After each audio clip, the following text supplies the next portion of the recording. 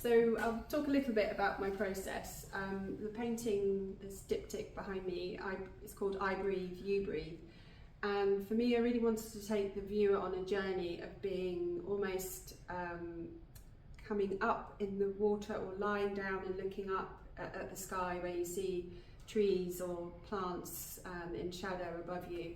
And that, I wanted a really kind of soft feel with the canvas, so I began by really kind of soaking it with water, and then I'll use pigments and mix that so it becomes quite fine, the detail. But I begin with a kind of stain, so it becomes like a remnant. It's a trace of sort of something quite quick, intuitive, something that I'm not overly conscious of where that direction is going to take me as such with the painting. I think each time I'm learning from the work itself, so how that pigment responds, or some chalks that I'll mix in with the paint. A little bit like cooking is how I like to think of it, and that it's very, you never necessarily have all the right ingredients at the time. You want to prepare something, but you have to, like, there's an urgency with the making. And so I kind of feel like with these works, it is like the painting is almost, I think, it's connecting with the time and the moment and being here now.